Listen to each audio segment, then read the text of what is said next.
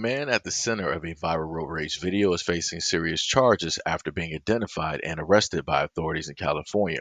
Earlier this week, on May 18th, it was reported that footage showed a white man aggressively driving a white Jeep Wrangler as he berated at least one individual in another vehicle carrying black occupants, yelling racial slurs repeatedly. The man, who was not yet identified, has been identified today as Tracy Robert Blackwell on Friday, May 19th. At one point during the racist tirade that saw him continuously yelling out a racial slur from the driver's side window, Blackwell appeared to nearly swerve into another driver's vehicle. He then seemingly loses control of his Jeep before colliding with the wall on the right shoulder of the highway. While the footage began circulating on May 17th, the California Highway Patrol was able to ascertain information that revealed the encounter took place on Tuesday, May 16th at around 4 p.m. on the southbound Interstate Highway of 880, Limburger Road in Oakland. Blackwell, age 61, was arrested on Friday and booked into the Alameda County Jail. He is charged with assault with a deadly weapon and hate crime enhancements. He is expected to be arraigned on Tuesday, May 23rd. According to Fox 2, run ins with laws are hardly new for the previously convicted man who has a rap sheet with a disturbing offense. More than 2 decades ago, back in 2001, Blackwell was found guilty of committing lewd or lascivious acts against a minor under the age of 14. A deeper dive into his past uncovered that back in 2000, detectives were investigating Blackwell in connection with stalking and making obscene phone calls to a 19-year-old woman's home. During their probe, investigators located videotapes of Blackwell going after a minor. He spent 8 years in prison for the latter offense and was released in 2009. Per California protocol, he was required to register as an offender on the Megan's Law website.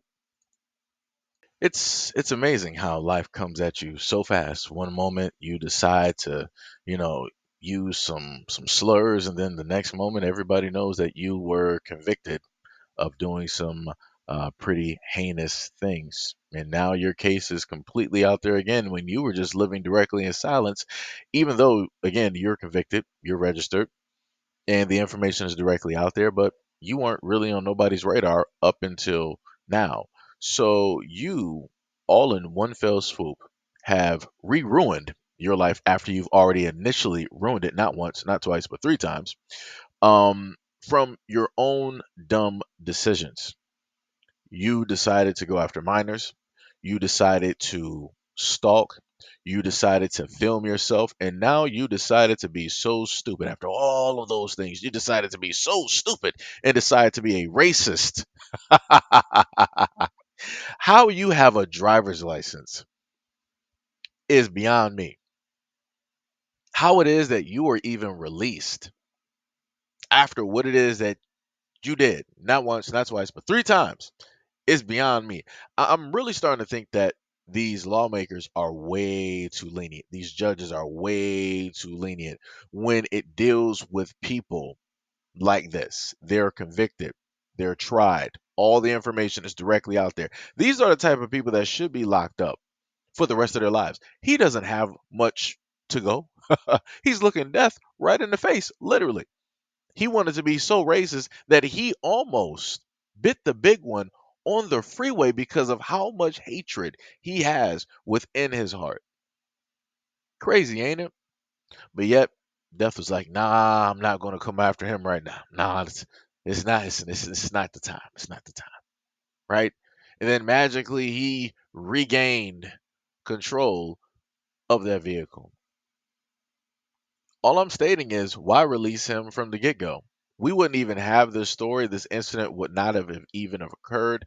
This video would not have even been made if it wasn't for the fact that the justice system, that is supposed to be just, that is supposed to try the cases, and they're supposed to convict these people if they actually did their job. This is what it looks like when the system fails. And the system fails every single day.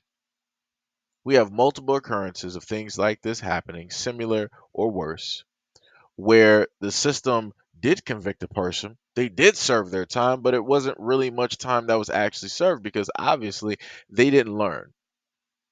Obviously they didn't comprehend. Obviously there was no rehabilitation. They were just locked up with other people that were locked up due to the fact of the poor decisions that they decided to make, some of them, right? And yeah, it was just one big party. One big party. So again, like I said before, I'm glad that the women in the vehicle were completely fine and dandy. I'm very much happy that they didn't lose control of their vehicle due to the fact of the offender deciding that he wanted to try to quote unquote scare them so hard to run them off the road when he almost ran himself off the road. Luckily, that was a closed in roadway. If it was one of these open areas, oh, he would have been gone. He would have been toast. He would have been off a cliff somewhere. And it would have been what it would have been.